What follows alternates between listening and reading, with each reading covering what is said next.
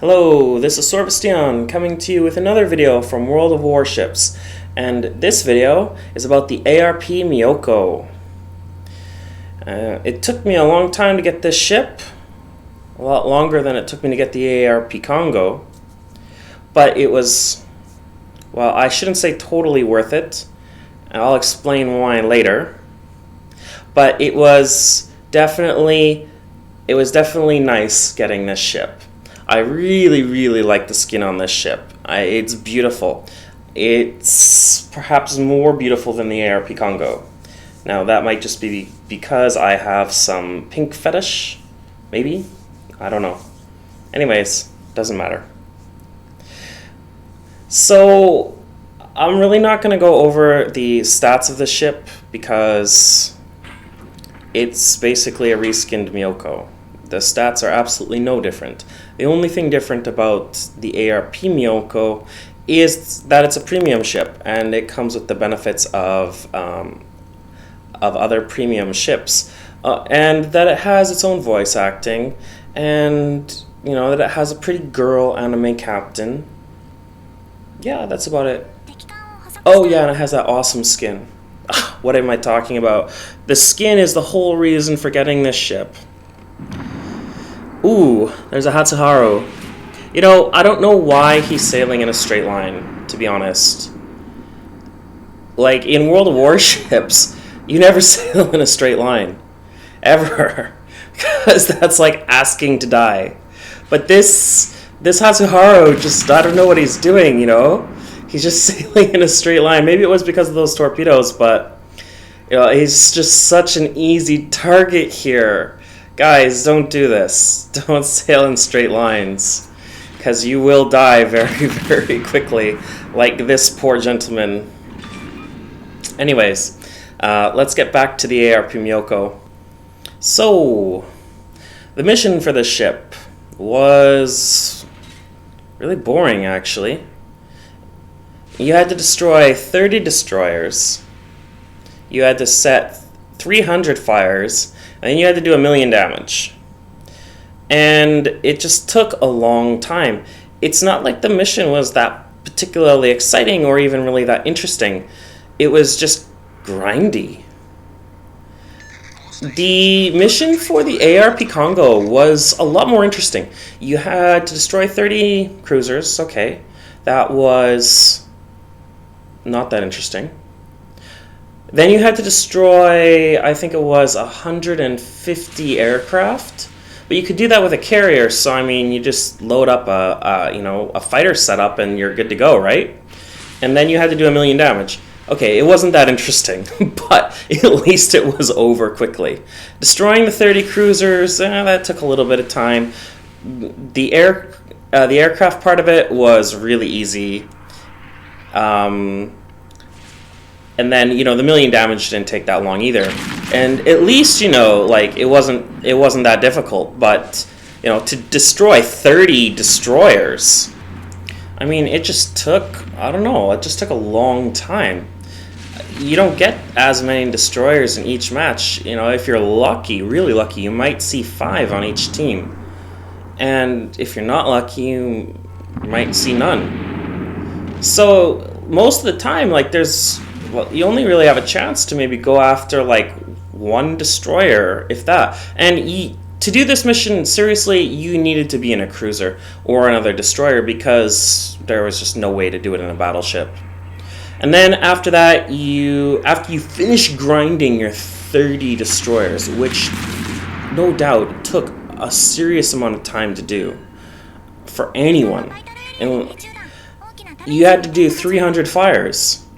Now, I heard of some people, they were able to get 15 fires a game, maybe with a Japanese or an American carrier, but I was only able to get maybe 7 fires a game. And I was using the Cleveland, and I was using the Blishkavika, and I even used the Nuremberg, and then I switched to the Hiryu. The Hiryu was pretty good. Using a carrier to get your fires through the dive bombers, is actually pretty effective if you can line up the manual shots. I think I got maybe 10 fires one game, but that's not that's not normal. That's kind of the exception. That's when you have like one of those really, really great games. I mean, the mission to get this ship was needlessly long and boring, I have to say. Maybe that was the point. Maybe they wanted to make this mission more difficult and more grindy because you're basically getting a free tier 7 ship. I don't know, that's the only thing that I can think of, but it must be that way. So, anyways, I got the ship, and I'm really, really happy to have her in my port now, you know, because the skin is so beautiful. I love having a pink ship. You know, having a pink ship in the game is freaking awesome. I don't know why they didn't do this before. I don't know why we cannot, you know, purchase pink skins for other ships. Well, I guess you could do it through modding, but like, you know, if you don't want to mod your game, then, you know, this is the only pink ship you're going to be able to get. But I guess that also is what makes her special, and what makes everyone want to shoot at you. I mean, literally, everyone sees the pink ship and everyone's like, ooh, we have to kill the pink ship first. Happened in the ARP Congo. I tell you, every battle I've had in the ARP Congo, I have been like target number 1. Everybody wants to kill me. It's like, ooh, there's a fancy looking ship. Let's kill that one first. So yeah, when you get your ARP ship, expect to be the focus of attention. There are going to be lots of people who are going to be giving you a lot of attention during the battle, whether you want it or not. Anyways, you know, I think it was really, really great that, you know, we did end up getting these ships, aside from the sweet paint job that they get, you know. I thought it was really, really fun that they partnered with, an anime to bring something new to the game. I know there's some people who don't like anime. They don't like having these weird or crazy looking ships because it kind of breaks their immersion. And you know what? I have to say, well, who the fuck cares? Don't like it? Go choose a different port. Because I love these ships. I don't care if it's immersion breaking or what the fuck. This is an amazing ship. This is awesome. Don't like it? Don't do the mission for it. Well, I guess that's actually kind of hard to say don't do the mission for it, because most people will just end up completing the mission whether they want to or not. But, you know, these ships are only available in the Yokosuka port, so if you never choose the Yokosuka port, then you never have to worry about seeing them. And that's fine, you know? I mean, the Yokosuka port itself is immersion breaking. So as long as you just kind of ignore it, then you're good, right? Well, like I said, I'm really happy that they did partner with an anime to bring something new into the game. I really hope they do that more in the future. I really love having these really cute Japanese kind of voice acting, even if we really don't get individual or custom voice animations for each different ship. That's still, I think, probably one of my biggest complaints, but meh, whatever. You know, it's still better than not getting anything at all. I'm still really, really pleased with what Wargaming has done and how they've kind of chosen to bring these ships in. And I'm happy that it wasn't just a cash grab for them. You know, they basically said, here, go play the game, and we'll give you one of these. Even if it did make people focus on setting way more fires and perhaps focus less on actually winning games. But anyways, that's a whole nother issue. Anyways, speaking of the anime, does anyone know where the ARP Miyoko actually came from? She wasn't actually in the original anime series. She's actually a new character that got introduced in the movie. Now, I don't know if any of you have seen the movie, but it sucks. Well, at least the first 2/3 of it suck. Because it's basically like a bunch of random or important scenes from the anime kind of just put together. You know, it's kind of like a recapping of the anime, I should say. It's not really a standalone movie per se.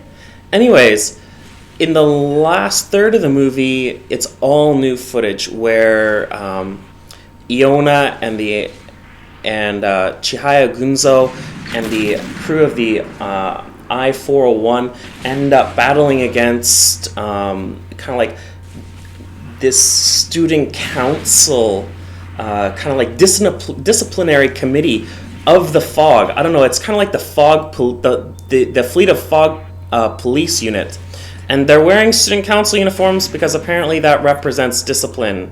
I don't know. Go figure. It's Japan and anime, right? So that's why the captain of the ARP Myoko is dressed in a high school girl's uniform. Fan service. So anyways, the ARP Miyoko got its debut at the very, very end of the movie when we get to see the super battleship Musashi, who is the sister ship of the Yamato. And there, we get to see the Miyoko with 3 other Miyoko-class heavy cruisers. And, you know, she just gets a brief one-liner, and that's pretty much all we see of her. What we're going to be seeing is we're going to be seeing a lot more of this ship in the second season of the anime, which I'm really looking forward to. I didn't know about the anime until this in-game event happened, and then I went and checked out and I found, wow, you know, this anime is actually pretty good. Don't know why I never watched this before, and don't know why I never heard of this before. And I really recommend that if you like anime even just a little bit, go and check this anime out, because, you know, it'll be definitely worth your time. And hopefully, like it did for me, it'll give you more reason to appreciate having these ships in the game. You know, before I watched the anime, you know, these ships were just a pretty skin and maybe a little bit of weird voice acting. But now I really appreciate having them in the game a lot more because I'm tied to the characters through the anime. Well, anyways, thank you for watching. I hope you enjoyed this short little video of me rambling on. Please remember to click like and subscribe to my channel for more videos about World of Warships.